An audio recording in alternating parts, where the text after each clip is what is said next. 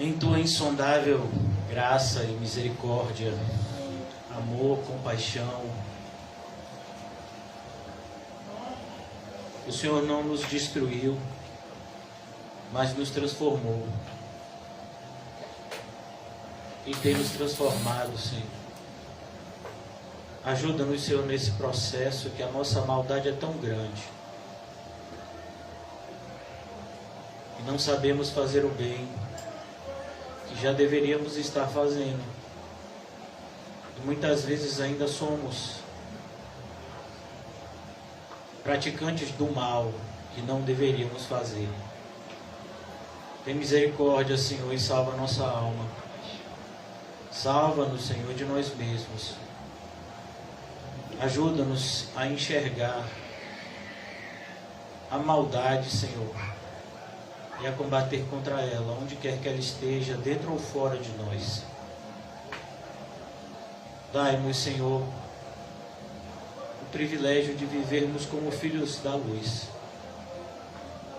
sendo luz e sal, no meio dessa geração adúltera e perversa, sendo ovelhas, ainda que no meio de lobos, mas ovelhas.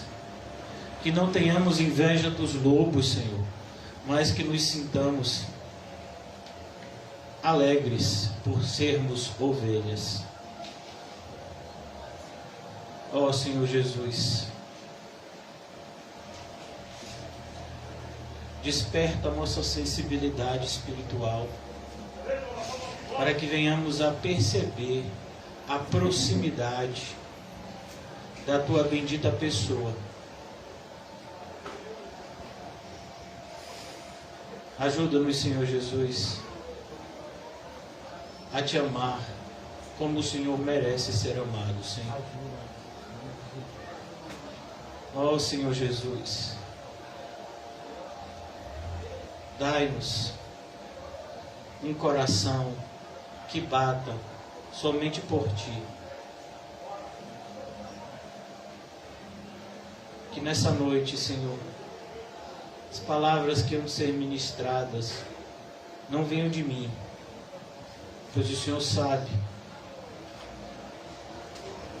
o vaso que eu sou, vazio.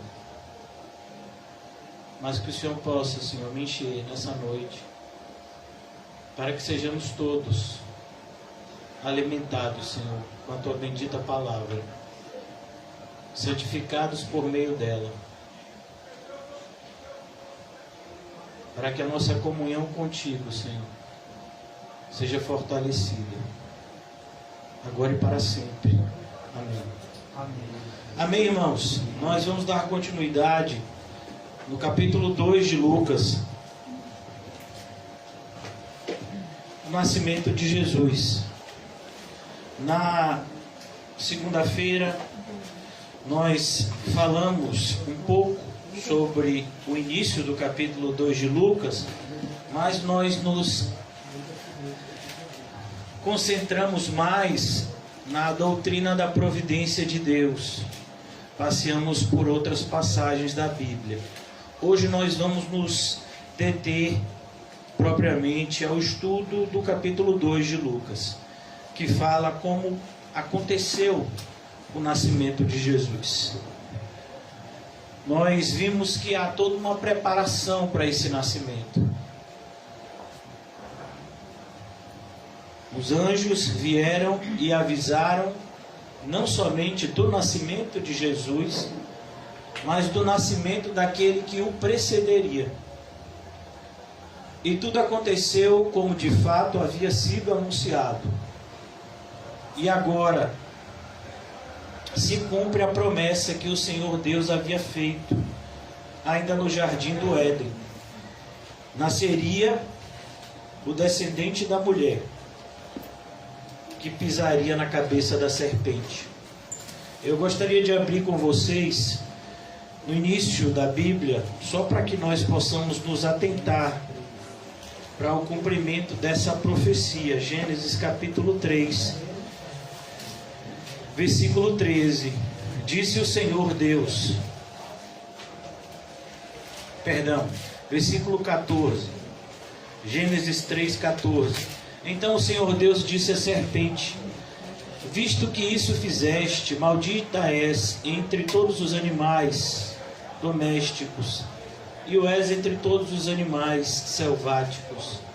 Rastejarás sobre o teu ventre, comerás pó todos os dias da tua vida. Porém, inimizade entre ti e a mulher. Perceba que aqui o Senhor não fala da inimizade para com Adão, mas porém inimizade entre ti e a mulher, porque foi justamente a mulher que foi seduzida pela serpente, e seria ela que seria portadora também do juízo da serpente. Entre a tua descendência e o seu descendente. Perceba que aqui é um jogo de palavras. A palavra descendência, ela é plural. A sua descendência fala de muitos. E a palavra descendente é singular, fala de apenas um. Então, mais uma vez, eu vou fazer a leitura. Eu porei inimizade entre ti. Ti aqui fala da serpente. E a mulher, entre a tua descendência, a descendência da serpente, e o seu descendente, o descendente da mulher. Este te ferirá a cabeça, e tu lhe ferirás o calcanhar. Então é essa promessa que está se cumprindo agora, aqui no capítulo 2 de Lucas. Já havia sido anunciado pelos profetas, havia sido anunciado pelo anjo Gabriel, a mãe de Jesus, Maria, e agora estava se cumprindo.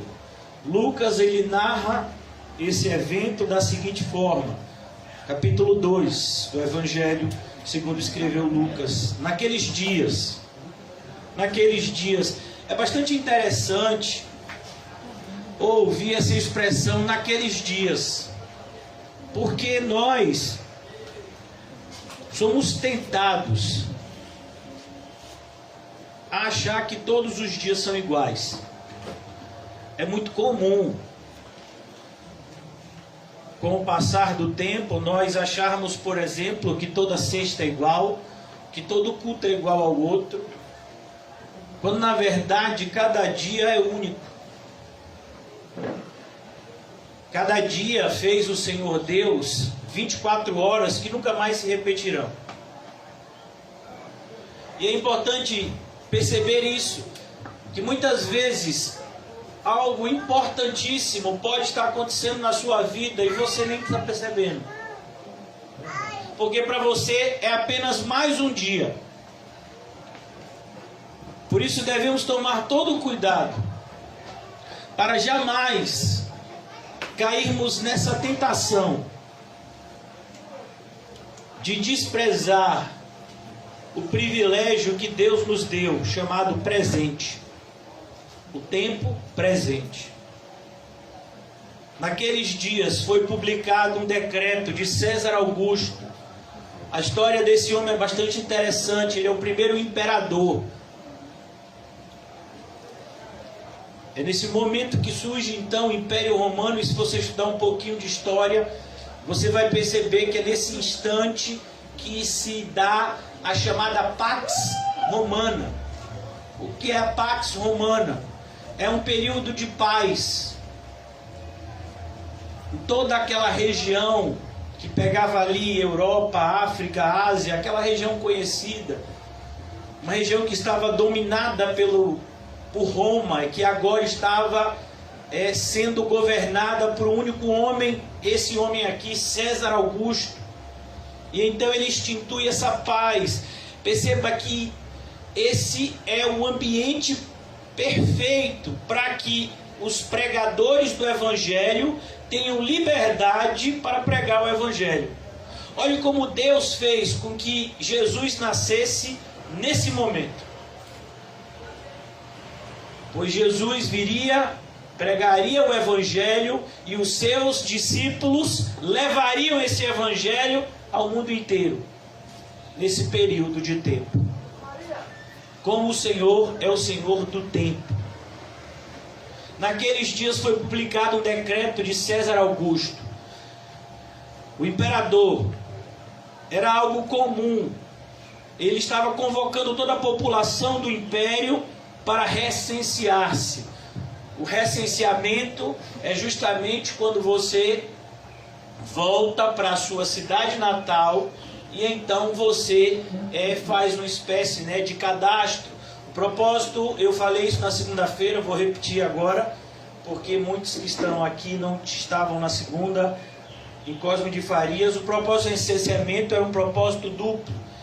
Era para que o imperador soubesse quantos homens em idade militar ele tinha, no caso de uma guerra, e também a cobrança de impostos.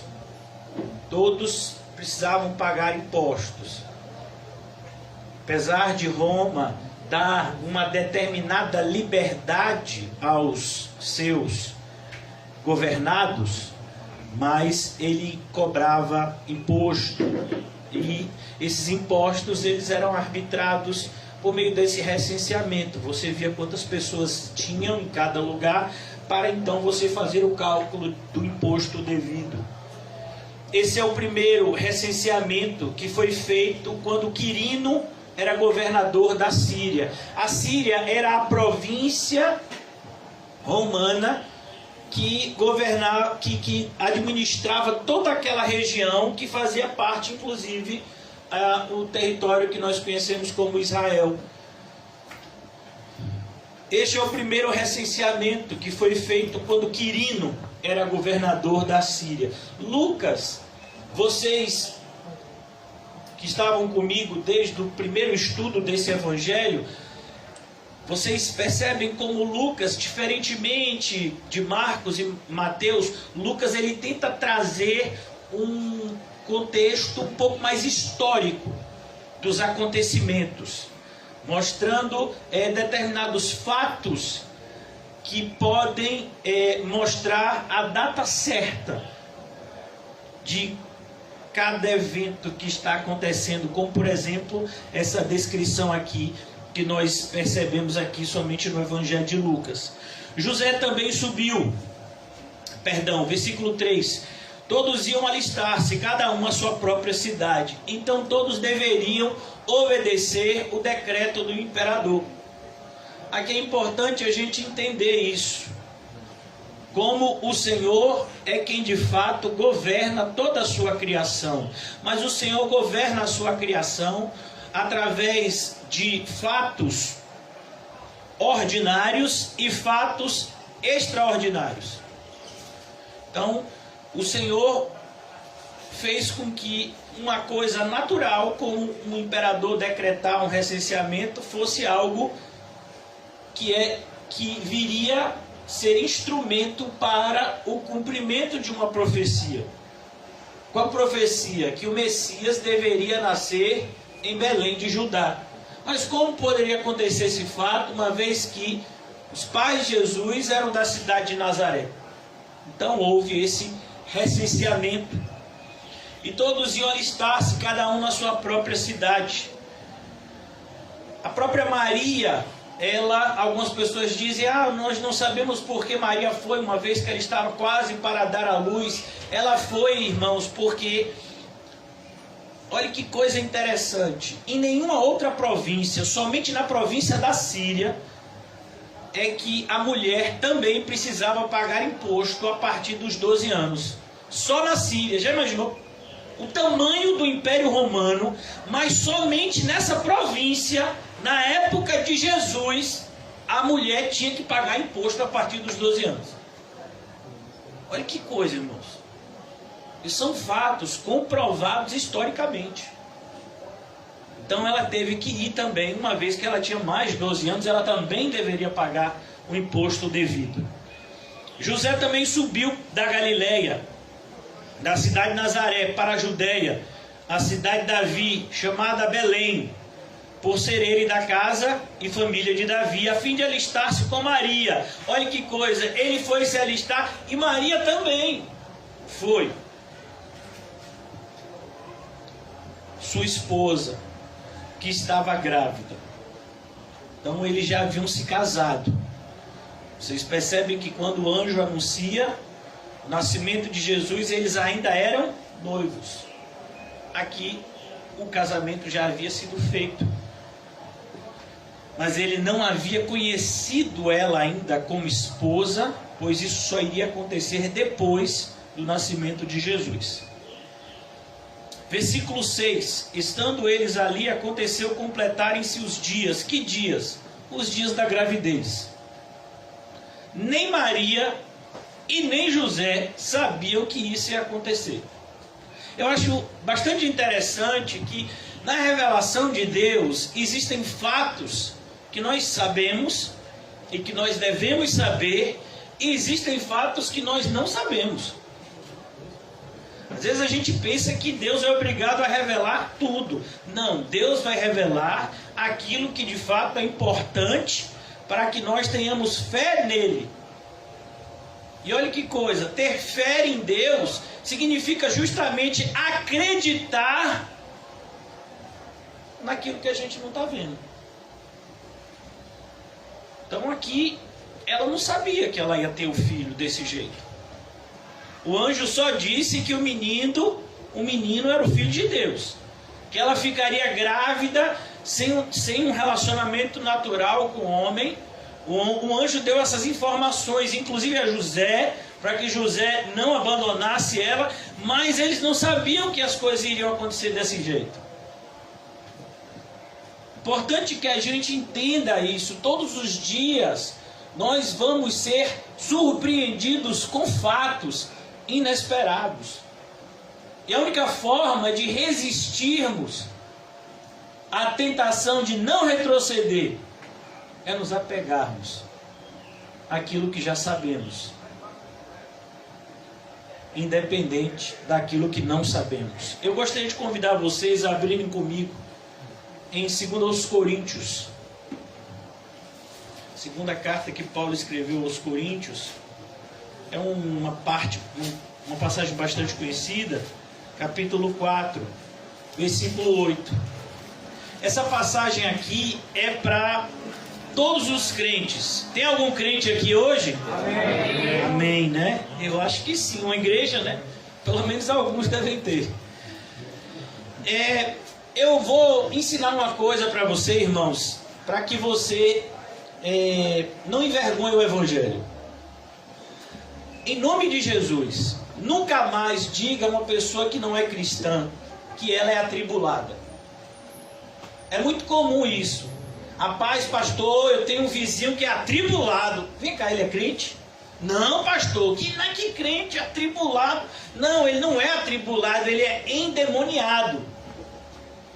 Nós sabemos que o mundo inteiro está sob a administração do maligno, mas nós somos de Deus. A tribulação, para você que não sabe, vai ficar sabendo agora, é um privilégio que só crente tem.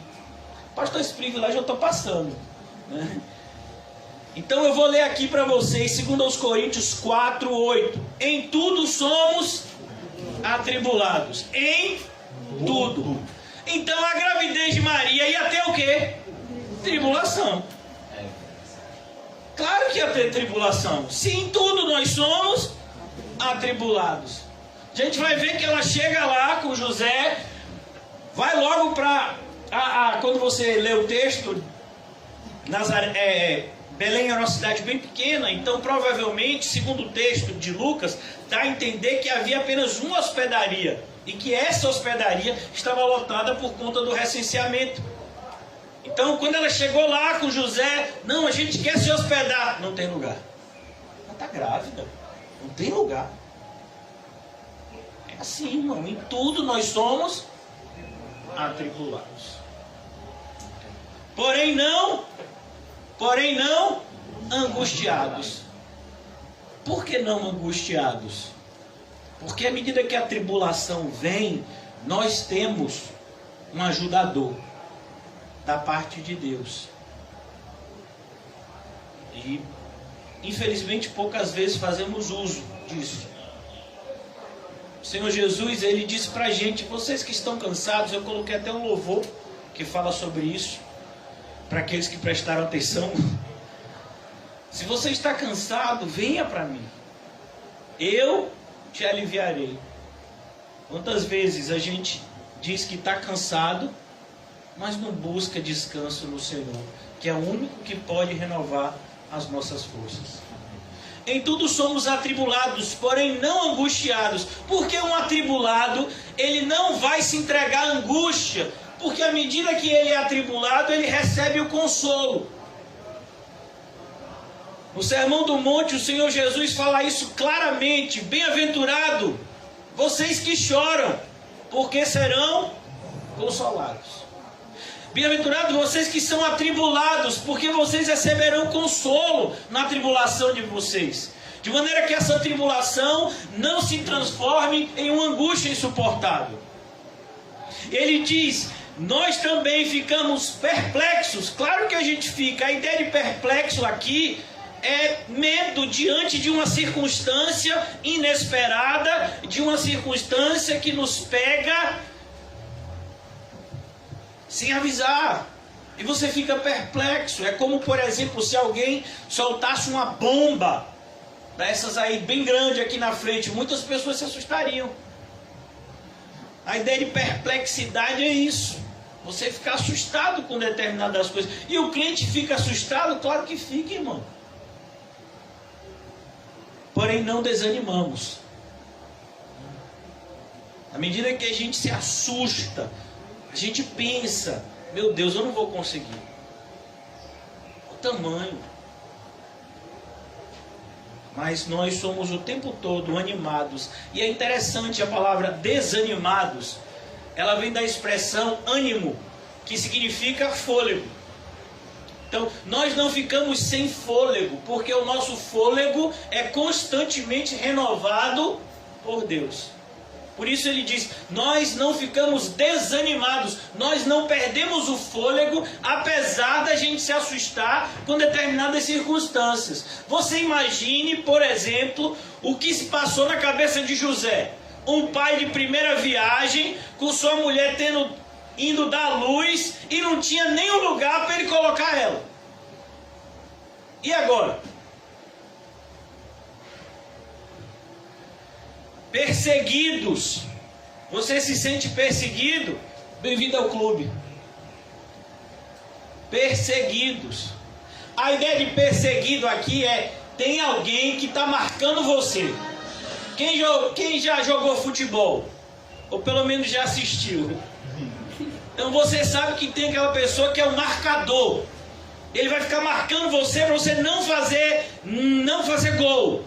Ele marca você, ele fica no seu calcanhar, fungando no seu cangote, para que você não se mexa, não toque na bola. Isso é o diabo. Ele tem os seus servos que ficam lhe marcando para que você não jogue no time de Jesus. Você está no time de Jesus, mas eu não vou deixar que você faça nada.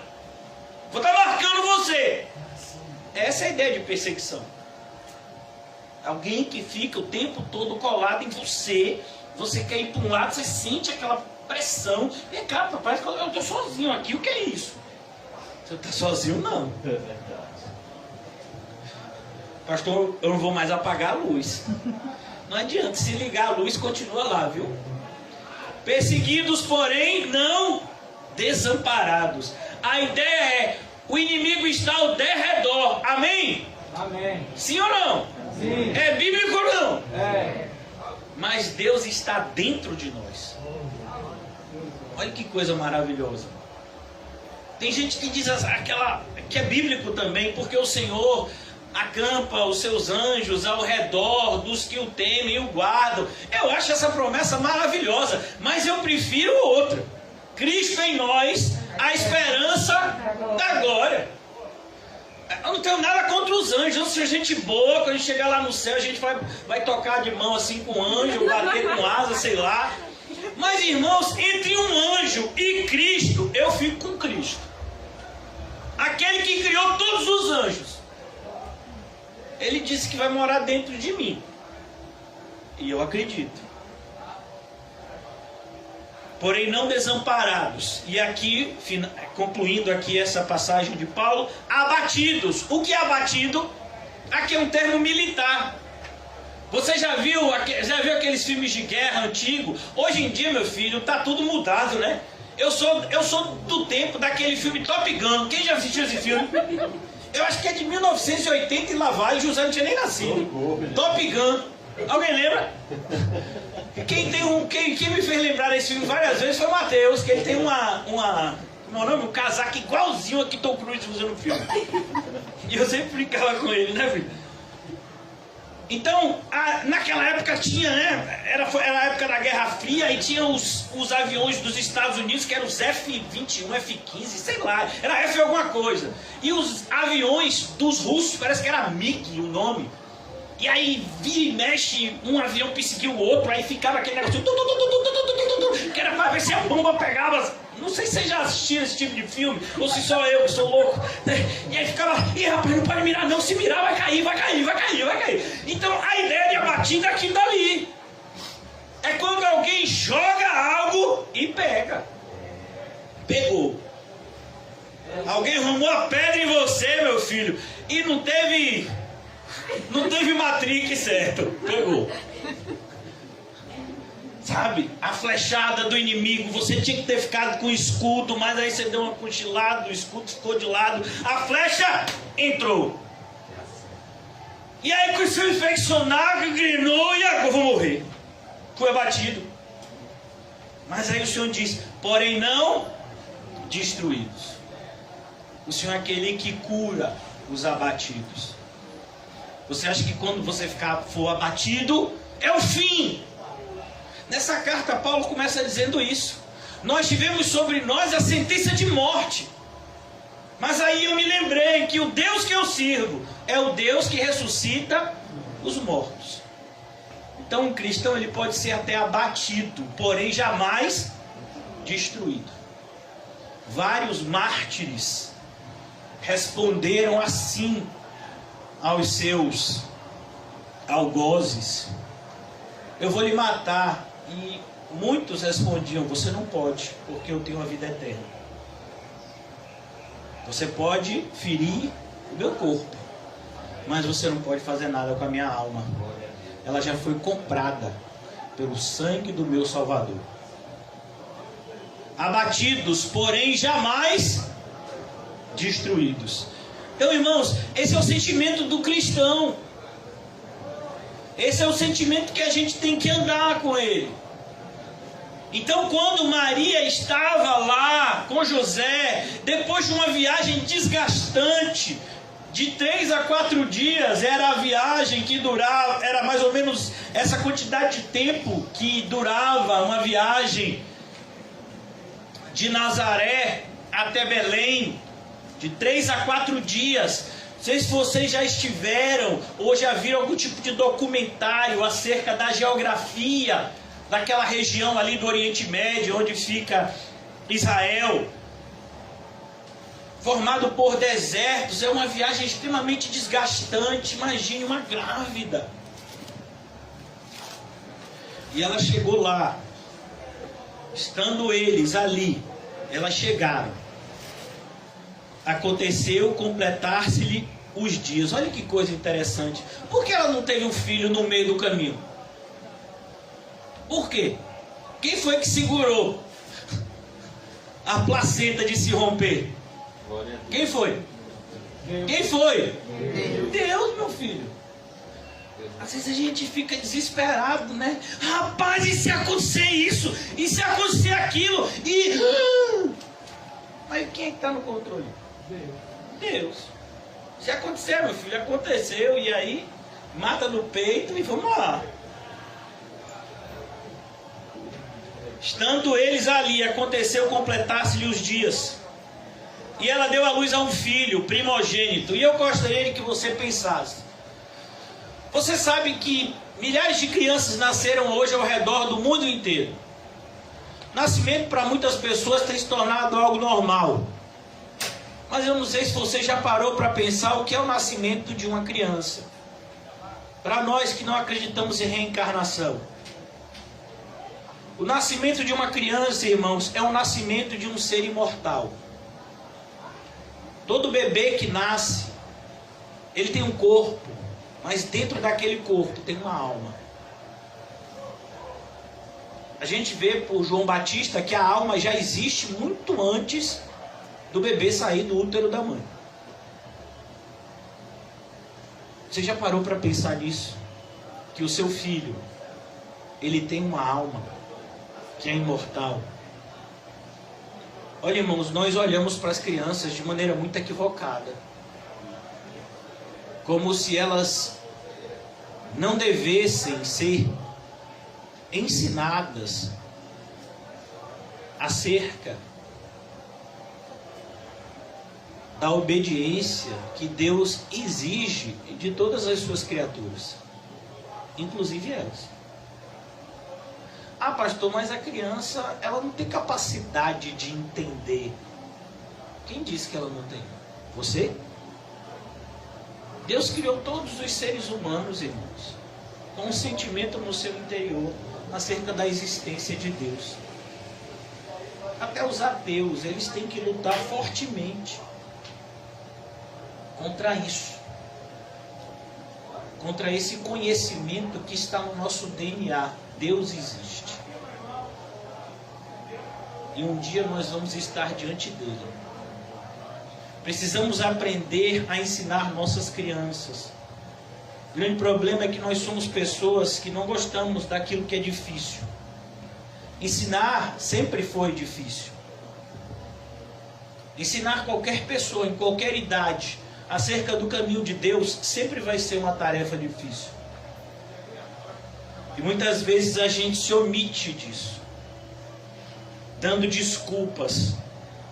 As crianças precisam entender que elas também serão cobradas. Claro que cada um vai ser cobrado na proporção que recebe. Mas esse evangelho de Lucas deixa muito claro mais adiante: aquele que fez, mas não sabia que era errado, não vai receber disciplina nenhuma? Vai. Mas ele não sabia, mas devia saber. A disciplina dele vai ser menor do que aquele que sabia, mas ele também será disciplinado. Então, se de fato nós amamos os nossos filhos, se nós amamos as crianças como devemos amá-las, nós precisamos ensinar a verdade para elas. Nós, muitas vezes, temos pecado nessa área, porque nós não queremos ser socialmente vistos como malucos. Você vai ensinar para uma criança isso, rapaz? Você tá querendo... eu particularmente já recebi essa acusação centenas de vezes. Você está, não é? É a palavra que usava, uma palavra bem ofensiva. Sequelando. Sequelando. Está vendo que o irmão sabe? Isso mesmo. Você está sequelando as crianças. Você está sequelando. Então quer dizer que a criança pode ouvir essas músicas imorais, isso não sequela, não? As crianças são ensinadas todos os dias que o errado é certo, isso não sequela, não? As pessoas xingando todos os dias, isso não sequela, não? Mas você ensinar para uma criança uma verdade imortal, que vai fazer bem a alma dela, isso é sequelar? Olha o mundo que a gente vive. Eu ouvi,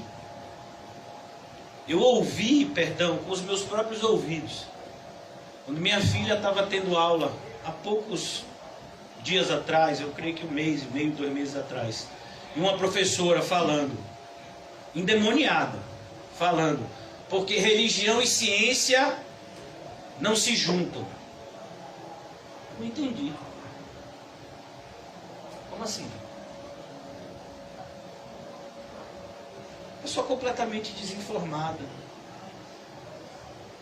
Você vai para as escolas hoje e as pessoas dizem, não, mas aqui não, nas escolas não se pode ter nenhum tipo de religião, porque nós vivemos num país laico, cada um escolhe a sua religião e ninguém pode ir contra a religião do outro. Isso é mentira, irmão. Nós vivemos em um mundo onde as nossas crianças são ensinadas diariamente que Deus não existe. Todos os dias elas aprendem isso na escola. E se você não ensinar elas a verdade, quem é que vai ensinar? Graças a Deus, Jesus tinha bons pais que ensinaram ele o caminho correto. E ela deu à luz ao seu filho primogênito. Olha que coisa bonita. Ao seu filho primogênito. Aqueles que defendem a ideia de que Maria não teve filho mais nenhum, só Jesus. A Bíblia está cheio de passagens que nos deixam claro que Maria e José tiveram sim outros filhos e que Jesus foi o primogênito. Nasceu o seu primogênito, não o seu unigênito, mas o seu primogênito. Enfaixou e deitou numa manjedoura. A gente acha bonito isso, né? Mas você colocaria o seu filho recém-nascido no lugar aonde os cachorros se alimentam, aonde o gado se alimenta? Porque uma manjedoura é isso. Você sabe o que é uma manjedoura? Você já foi numa fazenda? A manjedoura é o lugar onde você coloca o alimento para o gado, para o cavalo, para os animais. Normalmente, qual é o alimento desses animais? Feno, né? O alimento deles é grama. Então, foi lá que ela colocou Jesus, um lugar simples, provavelmente uma caverna. Segundo os historiadores, os animais eles ficavam, né, em cavernas que eram próximas na parte assim onde as pessoas guardavam os seus animais, né? As pessoas viajavam com animais. Então não tinha lugar na estalagem, eles tiveram que ficar com quem? Com os bichos. Que coisa. O Criador de tudo não teve sequer um colchão para reclinar a cabeça quando nasceu. A gente reclama de quê, irmão? A gente não entende. Eu vou abrir aqui, gostaria se vocês puderem ir comigo em Filipenses capítulo 2. A gente não entende o que Paulo está escrevendo na maioria das vezes aqui. Filipenses 2:5. O exemplo de Cristo na humilhação. Essa palavra humilhação. Pastor, fulano me humilhou. Você sabia que fulano fez o bem para você? Não, aí não. Não, fulano me humilhou. Você precisava ver o que ele fez comigo. Me botou lá embaixo. E você queria ficar onde? Então você está errado. Você tem que ficar lá embaixo mesmo, é o seu lugar. Para que ao seu tempo, Deus te exalte. Nós precisamos aprender a nos adequar às coisas simples. A palavra simples nesse contexto é as coisas humildes. Tende em vós o mesmo sentimento, versículo 5 de Filipenses 2. Sentimento. Olha que coisa, sentimento fala de quê? De uma sensação que a gente tem. Tristeza, alegria, frio, calor.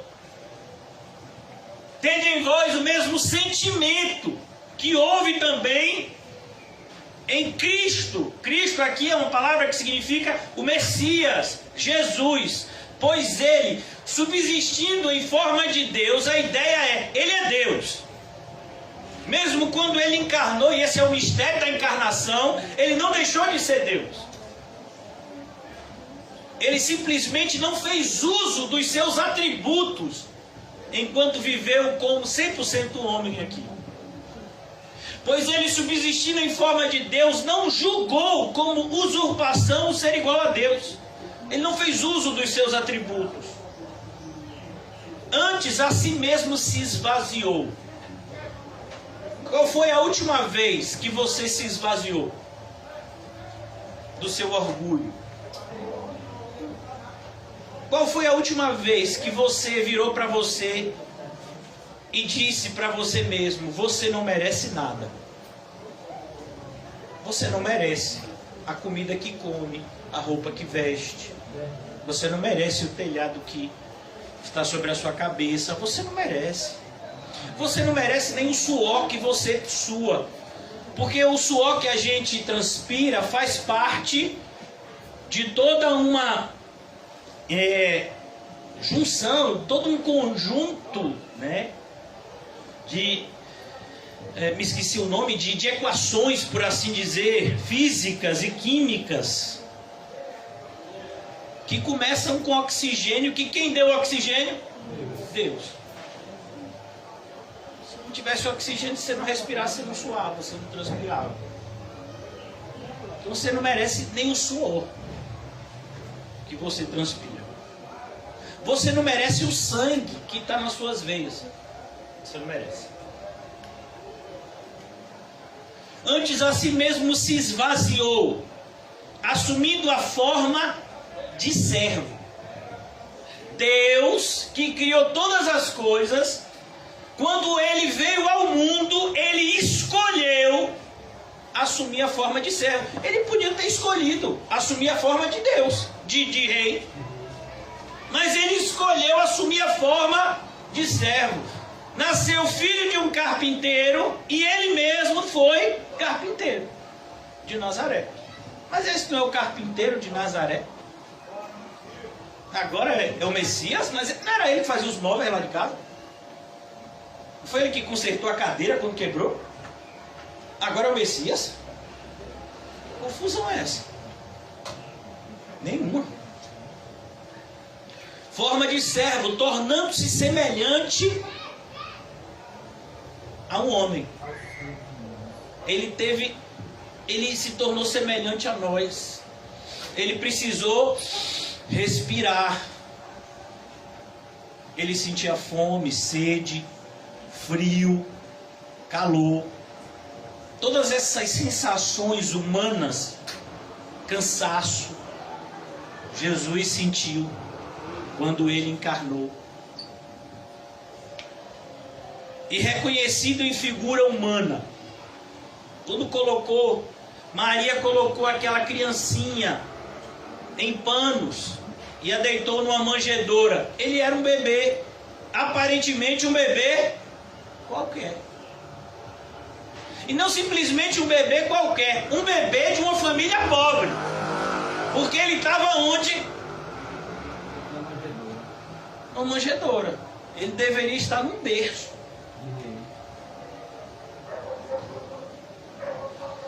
A si mesmo se humilhou. Ele escolheu se humilhar. A ideia de se humilhar significa diminuir-se, se colocar por baixo.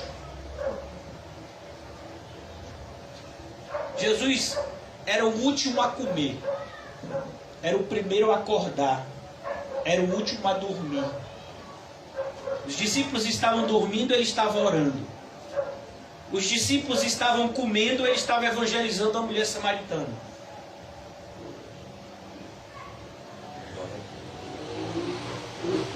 A ponto da mãe dele dizer: meu filho ficou maluco. Ele ficou maluco, está fanático, eu acho que ele está frequentando o CCVE. Tem que tirar ele de lá de qualquer jeito. Senão não vai ser nada na vida. A si mesmo se humilhou, tornando-se obediente. Ele se tornou obediente. Mas como ele se tornou obediente? Ele é aquele que dá ordens. Ele obedece agora. Tem que pagar tributo. Pedro, pesca ali 2 peixes ali. Pega o peixe ali. Perdão, pega o peixe. Vai ter 2 moedas. Paga o meu tributo e o seu. Mas ele não precisava pagar tributo. Ele é o dono de tudo. Mas paga, Pedro. Ele se tornou obediente até a morte, e morte de cruz. E não é uma cruz qualquer como a nossa, porque na nossa cruz há graça, na nossa cruz há consolo, na nossa cruz há conforto. Na cruz de Cristo não, ele estava recebendo a ira de Deus naquela cruz, sem qualquer tipo de consolo e conforto. pelo que também Deus o exaltou sobremaneira e lhe deu o nome que está acima de todo nome, para que ao nome de Jesus se dobre todo o joelho, nos céus, na terra e debaixo da terra, e toda língua confesse que Jesus Cristo é Senhor, para a glória de Deus Pai. Era isso que estava acontecendo naquele momento, que o menininho veio na mão da mãe e foi colocado numa manjedoura. E agora voltando para Lucas 2:7. Enfaixou e deitou numa manjedoura, porque não havia lugar para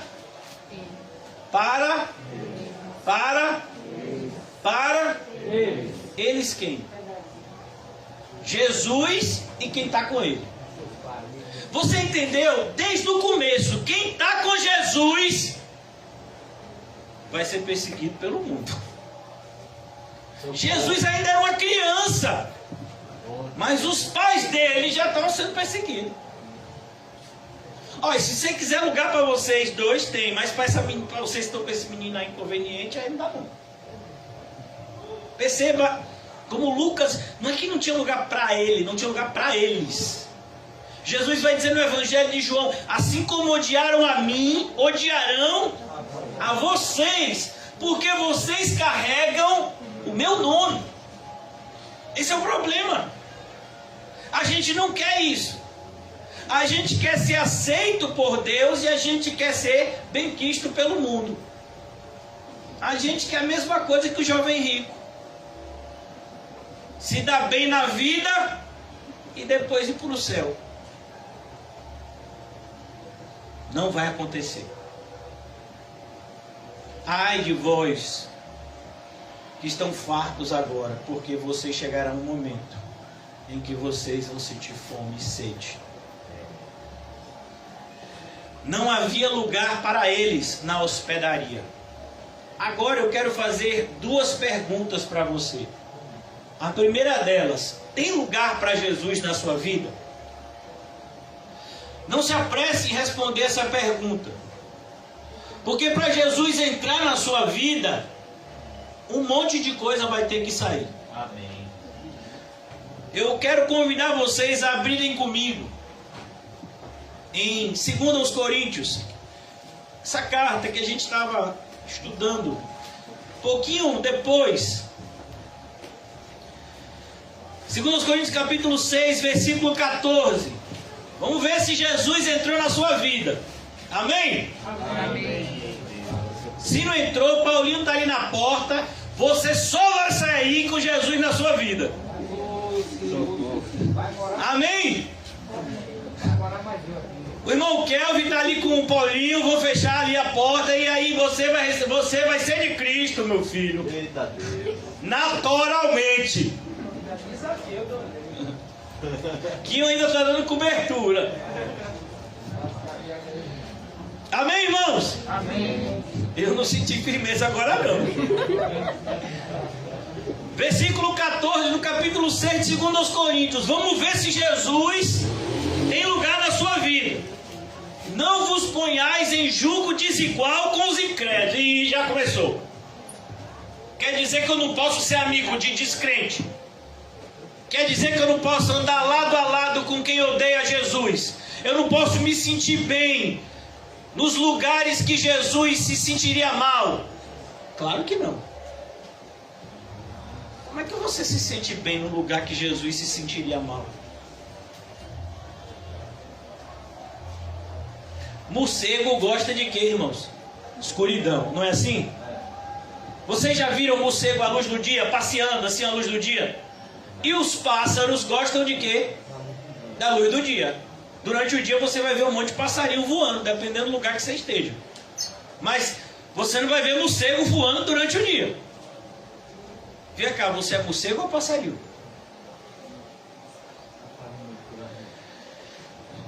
Não vos ponhais em julgo desigual com os incrédulos. Então, para colocar o jugo de Cristo, você vai ter que tirar o jugo do mundo.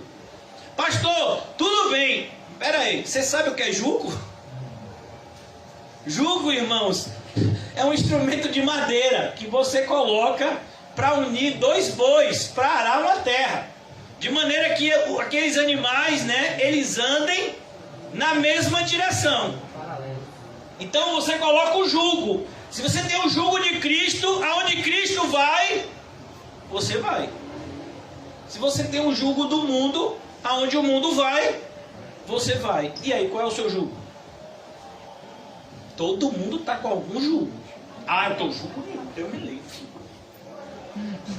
Você nem percebeu. Não vos ponhais em jugo desigual com os incrédulos. Porquanto que sociedade pode haver entre a justiça e a iniquidade? E aí, o crente pode fazer falcatrua? Por que não? Nada a ver. E Robin Hood? Robin Hood era gente boa. Você rouba dos ricos para dar aos pobres. Ô irmão, vai ter uma vergonha na sua cara. Não, irmãos, a gente não faz falcatrua. A gente não comete injustiça. A gente não faz coisas erradas e nem apoia aqueles que fazem. Não há sociedade. A ideia de sociedade é isso. Quando você abre uma empresa, está lá o seu nome e o da pessoa que é o seu sócio. De maneira que você e aquela pessoa vão responder por qualquer coisa relacionada àquela empresa. Isso é uma sociedade. É uma união de duas ou mais pessoas. Então, que sociedade pode haver entre a justiça e a iniquidade? Me diga aí. Satanás não ofereceu a Jesus no deserto? Ah, eu te darei todas as coisas do mundo. Jesus disse, tenho comunhão nenhuma, sai daqui, Satanás. Depois tem outra pergunta. O que comunhão? Olha como as palavras são diferentes. Cada palavra está falando de um determinado aspecto. Enquanto que sociedade fala de uma unidade para atingir um objetivo. É isso que é uma empresa. Tanto que você vai ver que quando você abre uma empresa, um CNPJ, por exemplo, uma pessoa que tem um CNPJ para ser um restaurante, ela não pode funcionar como um laboratório. Por quê? Porque está lá qual é a área que você atua. Então, se você tem um CNPJ de marcenaria, você não pode funcionar como encanador. Está lá escrito. Não, aqui nós nos unimos e a nossa empresa vai fazer isso aqui. Isso é sociedade. Agora, comunhão. O que é comunhão? Comunhão fala de uma unidade. Por exemplo, quer ver uma comunhão? Quem já viu no domingo de manhã, a gente via muito isso quando estávamos na boca do rio, as pessoas jogando futebol domingo de manhã. Aquilo ali é o quê? É uma comunhão. 24 pessoas se unem para chutar uma bola, sendo que são 24 não, 22. Sendo que 11 contra 11. Um quer botar a bola no gol do outro. E o outro está impedindo. Isso é uma comunhão.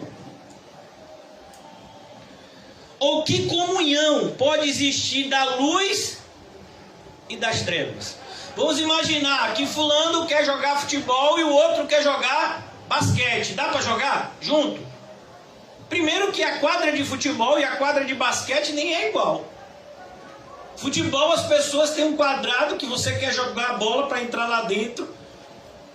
E o basquete é uma cesta, é um aro, né? Onde você tem que acertar. A 3 metros do chão. São esportes completamente diferentes. Ah, eu quero jogar basquete. Não, a gente está aqui para jogar futebol. Aqui ele está dizendo que comunhão tem luz e trevas. Que comunhão pode existir? Como é que uma pessoa que deseja as trevas... Por isso que às vezes eu, particularmente, sou motivado pelo Senhor em momentos onde outras pessoas se sentem desmotivadas. Olha que coisa. Uma vez uma pessoa chegou e disse: pastor, eu vou dizer uma coisa sincera para você. Eu não me sinto bem na CCVE. Porque por causa das pregações, eu sinto que todo mundo é santo e que só eu que não sou. E o rapaz, então a pregação está certa. Porque que não é que a gente é santo, é que todo mundo que está aqui deseja ser santo. Não é que todo mundo que está aqui vive na luz 100%, mas a gente deseja estar na luz 100%, é por isso que a gente está aqui. Se você está desejando viver nas trevas, irmãos, então é melhor você ir para o bar da esquina. Eu estava vindo para cá hoje com minhas filhas e os bares estavam lotados. Você quer treva, é lá. Negócio de, vai pegar Covid na igreja. Hoje eu passei por um bar que não estava vindo para cá, ali na CM, ninguém com máscara, inclusive música ao vivo. E não vi ninguém, nenhum fiscal chegando lá. E estava cheio de gente da prefeitura ao redor. Então, que comunhão tem luz e trevas, irmãos? Me diga aí. Pode ter comunhão? Luz e trevas? Entenda, você quer viver na luz. Luz aqui fala de quê? Conhecimento. Você quer viver debaixo de um conhecimento que Deus te deu, por meio da palavra. E tem gente que despreza esse conhecimento e não leva a Bíblia em consideração em nenhuma das decisões que toma durante o dia. Você pode viver com uma pessoa assim? Claro que não. Vamos fazer isso, vamos fazer isso. Não, mas isso não pode, a Bíblia diz que não pode fazer isso. Lá vem você com esse negócio de Bíblia, rapaz. A Bíblia é a luz. Lâmpada para os meus pés é a tua palavra em luz. Então, tem uma pessoa que não quer viver a Bíblia. Eu posso andar com uma pessoa dessa? Jesus vai ter lugar na minha vida se eu ando em trevas? Harmonia. Harmonia, irmãos, é uma palavra que lembra logo o quê? Música. Por exemplo, se você vê Rodolfinho tocando violão e eu tocando violão, você vai saber a diferença entre harmonia e desarmonia. Porque eu não sei tocar violão. Mas quem sabe tocar violão, ele pega aquelas... São 6 cordas, né? E bota... Rapaz, aquele negócio do dedo é muito difícil. Rapaz, o camarada não tem punho. Assim, ó. Uma vez eu tentei aprender esse negócio de fazer as letras, né? Aqui é o dó, vim pra cá, pra lá. Rapaz, não consigo não. Aí, rapaz, o instrumento de percussão é mais fácil. É mais fácil, meu filho. É mais fácil para quem tem coordenação motora. Se eu for fazer um batuque aqui, meu filho, ninguém aguenta, não tem harmonia nenhuma. Eu não tenho coordenação motora nenhuma. Não, olha, eu sou tão ruim nisso, que uma vez disse: não, pastor, tem um negócio que qualquer pessoa faz, o chocalho. Até no chocalho eu desafio. Rapaz, é só fazer assim. Não, eu não consigo ficar, porque eu saio do ritmo. Então a harmonia está falando de quê? Isso, de uma sonoridade que dá prazer. É isso que a gente sente quando a gente está na igreja, quando a gente está lendo a Bíblia, quando a gente está orando, quando a gente está na presença de Deus. Que harmonia há entre Cristo. Olha que coisa, Cristo é a própria harmonia, é a perfeição. Você está com Cristo, você está diante daquele que é perfeito e que faz com que as coisas imperfeitas sejam aperfeiçoadas. Que harmonia há entre Cristo e o maligno? Me diga aí. Pastor, eu estou andando, eu estou vivendo assim, sabe, com pessoa assim do maligno, mas eu sou de Cristo. Como assim? Pode? Que harmonia pode existir? Vou imaginar que você pega uma pessoa que está tocando uma música. Aqui, por exemplo, o irmão Edivan, ele toca baixo. Mas não é porque ele é desse tamanho, não. Ele toca baixo mesmo. Viu? ele toca baixo, Rodolfinho tocando violão, vamos imaginar o irmão Paulinho tocando guitarra. Já pensou se cada um estiver tocando uma música diferente? Vai ter alguma harmonia, irmão? Um está tocando uma música, o outro está tocando outra, o outro está tocando outra. Quem está ouvindo vai dizer, rapaz, que maluquice é essa? Aí está cantando, a irmã Marcinha um louvor, a irmã Mirella outro louvor, e Marcelo outro louvor. Aí vai dizer, rapaz, essa igreja é de maluco. Estou entendendo nada. Então não tem harmonia entre Cristo e o maligno. É o que a gente tenta fazer. A gente tenta pegar o exemplo de Cristo e depois pegar o exemplo dos vitoriosos do mundo e bater no liquidificador e fazer uma coisa só. Meu filho, se você pegar Jesus, Jesus é o exemplo da derrota no padrão do mundo. Ele é o Criador, ele é Deus, ele é Rei. E vem cá, e ele deixou baterem nele, botar algema nele, ele deixou botar prego no punho dele, crucificar, botou prego nos pés, ele deixou aquelas pessoas que ele criou com a sua palavra, ele deixou baterem nele com caniço, fazerem dele motivo de chacota, taparam-lhe os olhos e diziam, adivinha quem está lhe batendo? Como assim?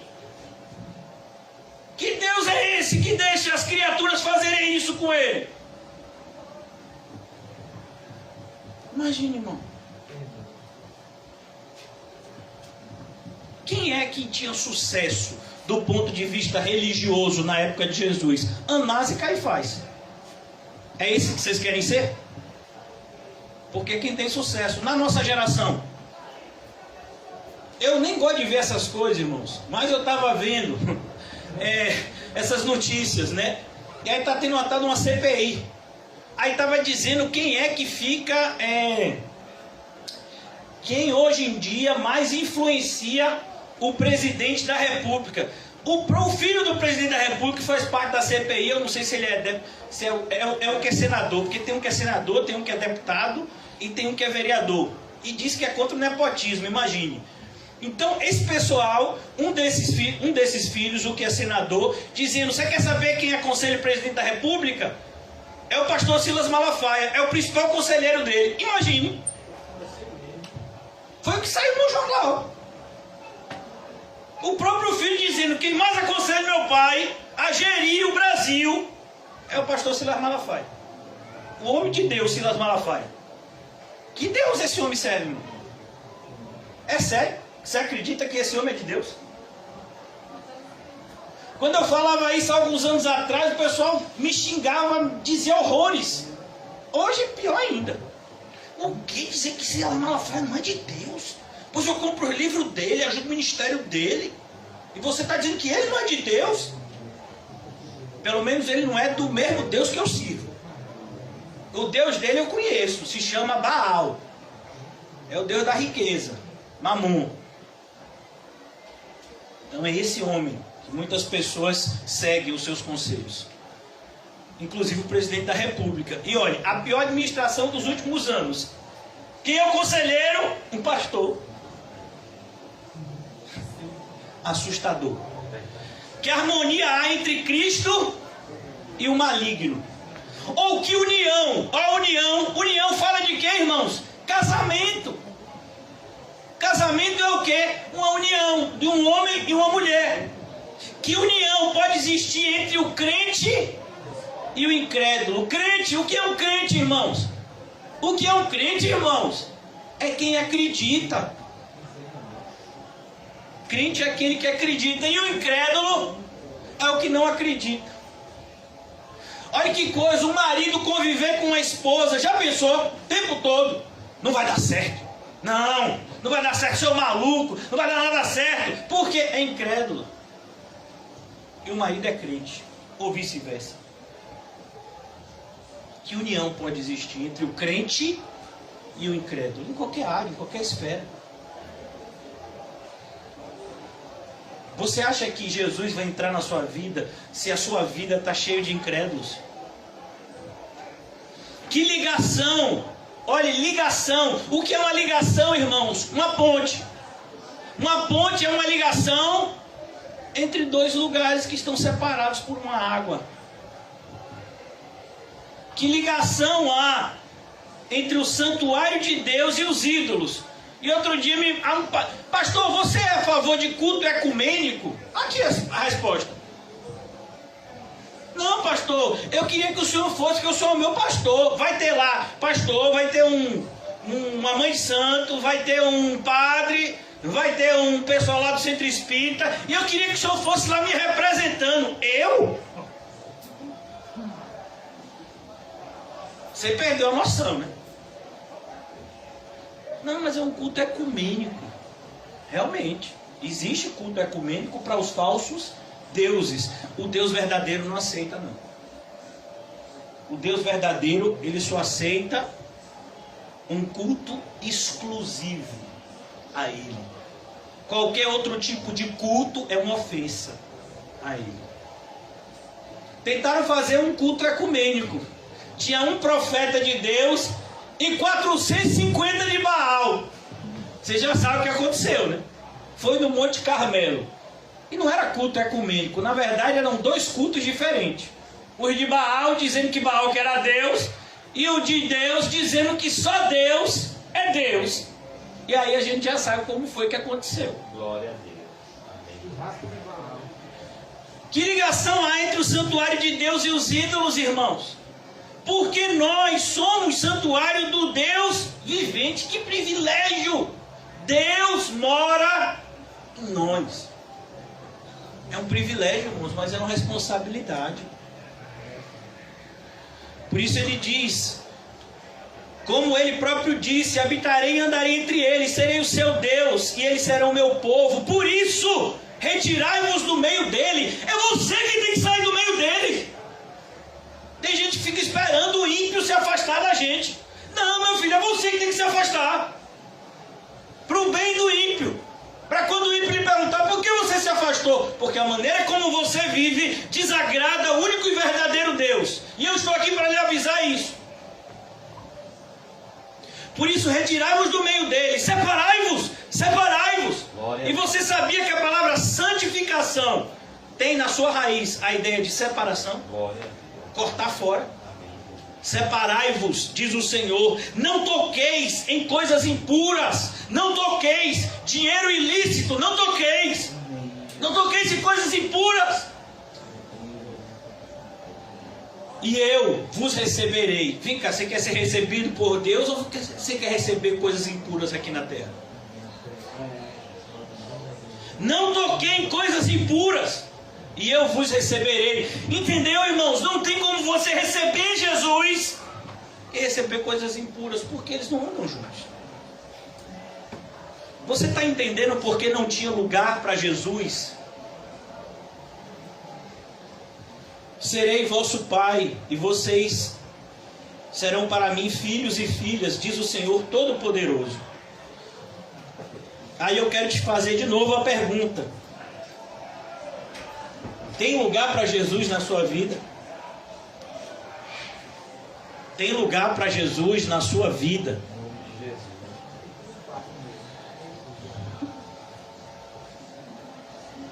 Eu quero dar um aviso antes de terminar o culto, fazendo parte do culto também.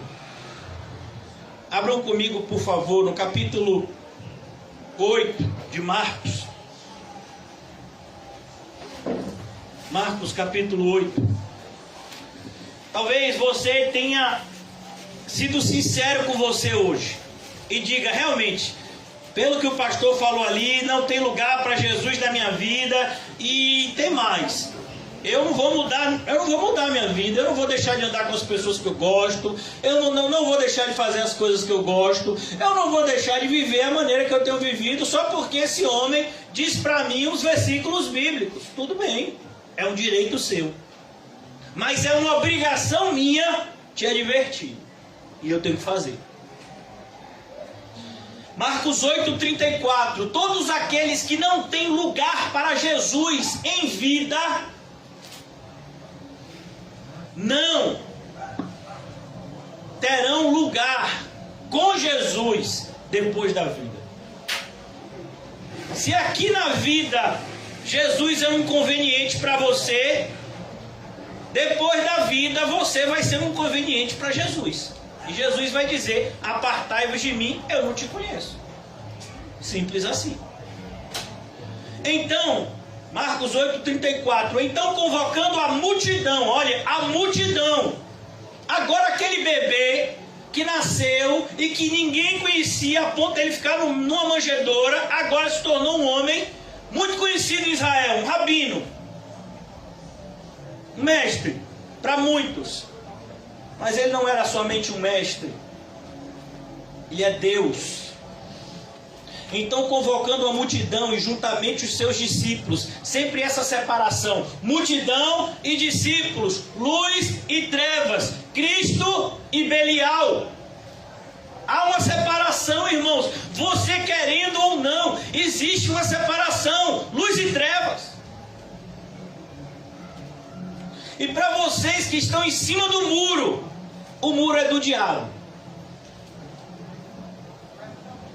Se alguém quer vir após mim, olhe, se quiser, não tem lugar, não tem problema. Eu fico lá na caverna, lá com os bichos. Não tem lugar? Se alguém quiser vir após mim, a si mesmo se negue. Ó, você tem que se negar. As suas vontades não são mais suas vontades. Não existem mais.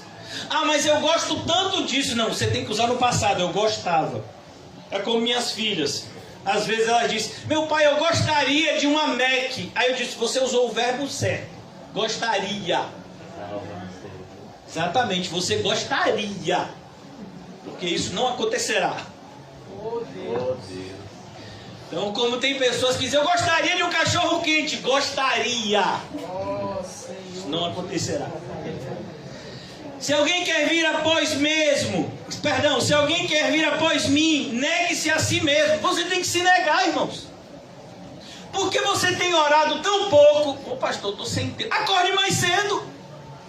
Durma mais tarde. Não, mas os médicos recomendam dormir 8 horas por dia. Os mesmos que vão para o inferno, você está ouvindo? 8 horas por dia? Você está de brincadeira, né?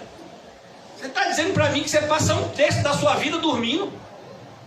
Se uma pessoa dorme 8 horas por dia, quando ela tiver 30 anos, ela dormiu 10 anos. Isso não te assusta, não. Quer dizer que 10 anos da sua vida você passou dormindo? Meu Deus do céu! Você podia fazer tanta coisa e você passou dormindo.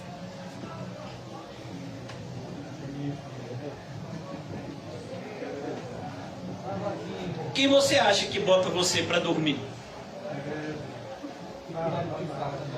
Se alguém quer vir após mim, a si mesmo se negue.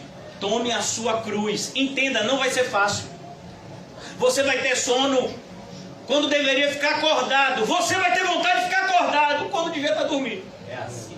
É por isso que a maior quantidade de remédio que se vende hoje em dia na farmácia é ansiolítico, remédio para dormir. Oh meu Deus, mas você não está com sono? Não, pastor, você não entendeu. Eu fico com sono durante o dia e de noite fico sem sono. Oh, Deus, é assim mesmo. Meu filho, é porque o fusível está errado. Ajeita, é aqui o problema. Queimou já. Tocou. Às vezes as pessoas dizem: poxa, mas pastor, é tão ruim ficar acordado de noite só se você não ora. Porque se você ora, meu filho, de noite é muito legal orar. É um silêncio, né? Pastor, dá uma vontade de dormir, eu vejo todo mundo dormindo na casa, só eu com os lagarzinhos. E por que não vai orar? Amém, Deus. O pastor, agora você me deu essa ideia, mas... Ô pastor, passar a noite toda orando. Eu garanto, meu filho, que quando você começar a orar, O sono chega. na hora de dormir, Deus vai te botar para dormir. O cão é capaz de querer que você durma rápido, porque você vai começar a orar pelas pessoas e o inimigo vai dizer: deixa eu botar esse miserável para dormir. Depois eu vou fazer um cafunézinho, ó. Quando sentir aquela mão enquanto você está orando, cuidado que às vezes não é Deus, não. O pastor estava orando, eu senti assim um carinho sobre a cabeça e me deu um sono. Olha, eu não vou nem lhe dizer que era essa mão. Para não assustar. Não era mão, não, era garras. obrigado. Perdoa, Senhor.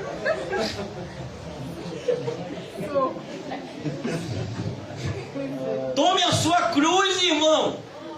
Mas, pastor, o dinheiro está tão pouco. E aí, meu filho? Para que você quer dinheiro? Ah, pastor, eu quero dinheiro para ajudar os outros. Mentiroso. É sério, é para dar risada. Então aqui, quer dizer que você queria mais dinheiro. Vamos imaginar que você ganha X. Se você ganhasse 10x hoje, o 9x a mais era todo para ajudar o próximo. Ah, também não é assim não, né? Assim, se eu ganhasse 10 vezes mais do que eu ganho hoje, pelo menos eu pegasse umas 2 vezes assim, né? E ajudar o próximo. E os outros? Ah, os outros, pastor, eu quero trocar de casa, eu quero trocar de carro, eu quero trocar de mulher, eu quero trocar de marido. Oh! Eu quero trocar de filho. Eu quero trocar. Eu quero trocar de celular. Eu quero trocar de cabelo. Eu quero trocar. Então, meu filho, tome a sua cruz, meu filho. Se você está achando que vai ter facilidade num lugar onde o próprio Deus foi maltratado, só se você estiver do lado de lá. Só se você estiver no outro exército, que está se satisfazendo com as coisas da terra. Negue-se a si mesmo, tome a sua cruz e siga-me. Siga o meu exemplo. Siga o meu exemplo de humilhação. Siga o meu exemplo. Os discípulos estavam brigando, não foi a multidão não. Os próprios discípulos estavam brigando para saber quem seria o maior entre eles. Jesus pegou um balde, uma toalha e começou a lavar os pés dele. Ah, você quer ser o maior? Então seja aquele que sirva. Serviço. Quem quiser, pois, salvar a sua vida, um aviso para aqueles que estão aqui dizendo: eu sei que o caminho é esse, mas eu não consigo. Irmão, acho melhor você começar a conseguir. Porque, ou pelo menos tentar a sua vida, passar a sua vida tentando conseguir. Quem quiser, pois, salvar a sua vida, perdê-la. Irmãos, você já viu a fila, por exemplo, de quem está se inscrevendo num concurso? Vocês já viram a quantidade de pessoas no concurso público? Eu já vi, já tive a oportunidade de ir em vários. Não porque eu fiz, porque uma pessoa que eu conheço fez. 100 vagas, 40 mil inscritos. 50 mil inscritos para 100 vagas. Todo mundo quer. Por quê? Porque vai ter o dinheiro certinho, tem férias, tem 13º, tem auxílio isso, auxílio aquilo. Ah, vai ser muito legal, vou estudar.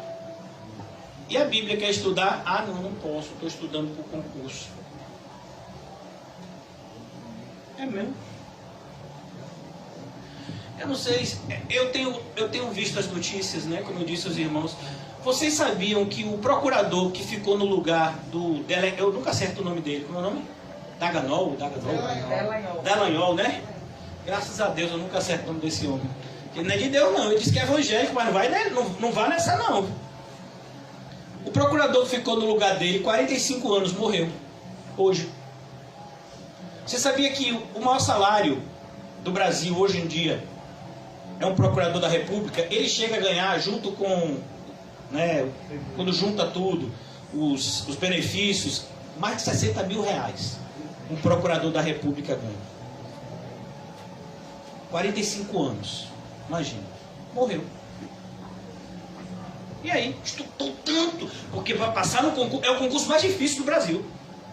Mais difícil que juiz, mais difícil que promotor, mais difícil que policial da federal, delegado federal. O concurso mais difícil do Brasil é o procurador da República. É um concurso tão difícil que, na maioria das vezes que abre concurso, não chega a preencher o número de vagas. Sabia disso? 50 vagas para procurador. São não sei quantas etapas. Passa 30, passa 20. 50 vagas. Não preenche. Tanta exigência para ter esses benefícios, né? Eu conheci alguns. Imagine, 45 anos, morreu. E agora?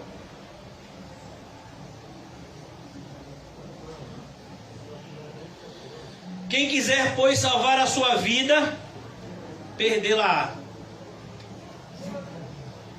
E quem perder a vida por causa de mim e do Evangelho, salvá-la.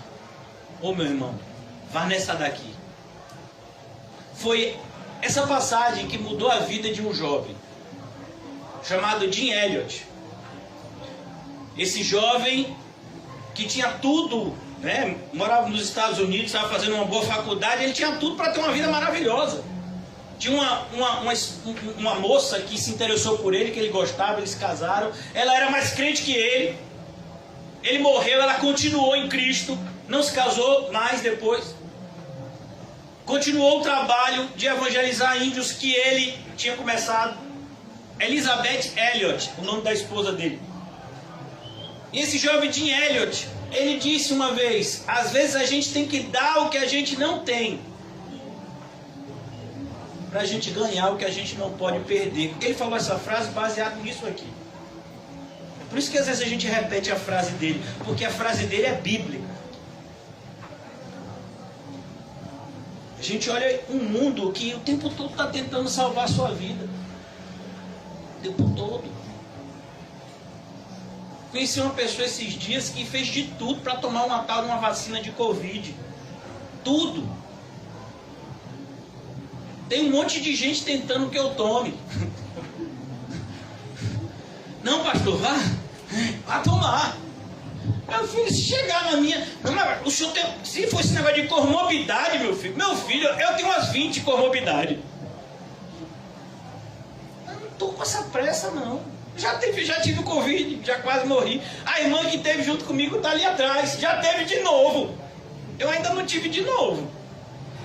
Pode ser que eu pegue de novo. E você não está com medo, não? Meu filho. É sério. Eu tenho medo de ir para o inferno. Você não tem, não?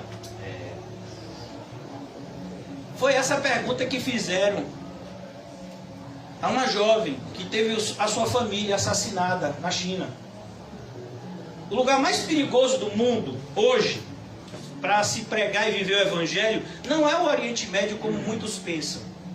É uma faixa de terra que fica na divisória entre a China e a Coreia do Norte. Porque a Coreia do Norte, há muitos anos, é o país mais perigoso para um cristão estar. Primeiro começa que o cristianismo é proibido lá. Se você for pego com uma Bíblia, você vai ser morto. Você é morto, é preso. Ou então é colocado numa dessas prisões para você fazer trabalho forçado. Mas tem muita gente que vai para a China para evangelizar. Tem uma espécie de rio ou lago que é divisória entre a China e a Coreia do Norte, e eles descobriram uma forma, uma orientação de Deus, eu creio.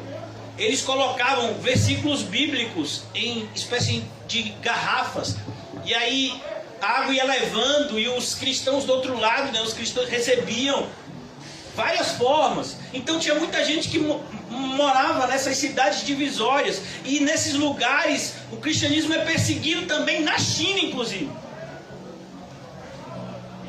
E aí um pastor desse daí que vive no bem bom e que vai lá só para fazer turismo, chegou para essa jovem que os pais morreram, e que ela, na verdade, porque ela vinha de uma família que tinha condição, a família dela tinha uma condição financeira muito boa, então ela estudou nas melhores escolas, ela pôde aprender inglês e outros idiomas. E aí quando os seus pais se converteram, perderam tudo e inclusive foram assassinados. E ela ficava trabalhando como ajudante para levar os missionários e tradutora. E aí esse pastor, vendo o perigo, né, que eles estavam correndo ali naquele lugar, ele olhou para aquela jovem franzina, magrinha, disse: vem cá, minha filha, você não tem medo de morrer, não? A resposta daquela jovem fez o pastor chorar. Ela disse: de morrer? Não, eu tenho medo de pecar. Disse que o pastor começou a chorar. Então eu não sou crente, não. Perceba, ela não disse que tinha medo de ir para o inferno. Ela disse, eu tenho medo de pecar. Porque vou desagradar o meu Deus. O viver é Cristo e o morrer é lucro. Se eu morrer é lucro. Eu não vou precisar mais fazer o trabalho que eu estou fazendo aqui, que é muito desgastante. Eu vou para o descanso eterno, ao lado do meu Salvador. Eu tenho medo de pecar, porque o pecado atrapalha a minha comunhão com o meu Salvador. Você tem medo de pecar, irmão? Se você não tem nem medo de pecar. Por isso que às vezes a pessoa diz, eu tenho medo do inferno. Mentira. Se você não tem medo de pecar, você não tem medo do inferno. Não, pastor, do inferno eu tenho medo, é que é água de fogo. Não, meu filho, o inferno não nada disso. O problema do inferno não é o fogo que nunca se apaga, não é a falta de água. O problema do inferno é a ira de Deus sendo derramada dia e noite, por toda a eternidade. E o inferno só existe por conta do pecado. O inferno é filho do pecado e não pai. Então quem você acha que é maior? O pecado ou o inferno? O pecado. Percebeu, irmãos, por que não tem lugar para Jesus na nossa vida? Porque a gente está tão ocupado para as coisas de Cristo por causa do pecado. E qual é o pecado? Não amar a Deus acima de todas as coisas e nem amar o próximo como a si mesmo. Você nunca vai conseguir amar o próximo a si mesmo como a si mesmo se você não estiver amando a Deus acima de todas as coisas. Nem se iluda. Então aqui ele diz, o que aproveita o homem ganhar o mundo inteiro e perder a sua alma? É nesse versículo, não sei se vocês já ouviram, que a pessoa, que tem muita gente que diz, uma alma vale mais do que o mundo inteiro. Onde é que está isso na Bíblia? Não, não está desse jeito, está desse jeito aqui. A pessoa pode ganhar o mundo inteiro e ainda assim perder a sua alma. Por isso que uma alma vale mais do que o mundo inteiro. Inteiro. Todas as suas riquezas e luxúrias. Uma alma vale mais. E você não evangeliza. Você usa as mídias sociais para fazer piada, para fazer escárnio, para fazer propaganda, para ganhar dinheiro. E não evangeliza. Olha, irmãos, uma pessoa que deseja ir para o céu sozinho, ela nunca irá. Uma das marcas de um verdadeiro cristão é o desejo de que outros sejam alcançados. O que daria um homem em troca da sua alma? O que é que um homem pode dar em troca da sua alma, irmãos? O Salvador do mundo estava ali em Belém e não tinha lugar para ele. Quanto tempo a gente está pregando aqui no Alto das Pombas? Quanto tempo a gente passou na boca do rio? Quanto tempo a gente passou fazendo estudo bíblico na casa, no prédio do irmão João? E hoje lá é uma academia, né? As pessoas julgaram melhor uma academia do que um estudo bíblico.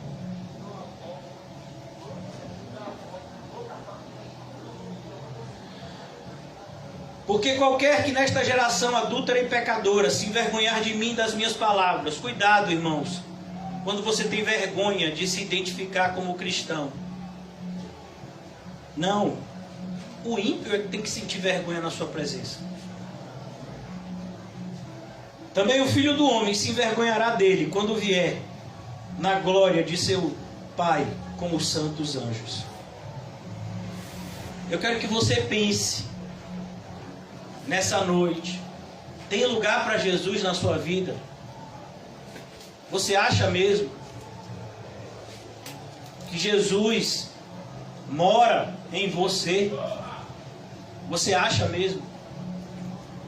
Essas respostas, irmãos, elas precisam ser o quanto antes respondidas com sinceridade, de maneira pessoal, Porque mais cedo do que a gente imagina, a gente vai ter que dar conta de tudo que a gente fez e não fez, de tudo que a gente falou e não falou. Mais cedo do que a gente imagina. Oremos. Ó Deus Pai Todo-Poderoso, enviastes o Teu Filho, que é Deus, para nos salvar. E muitas vezes, como aqueles homens e mulheres em Belém, não se deram conta da preciosidade que estava perto deles.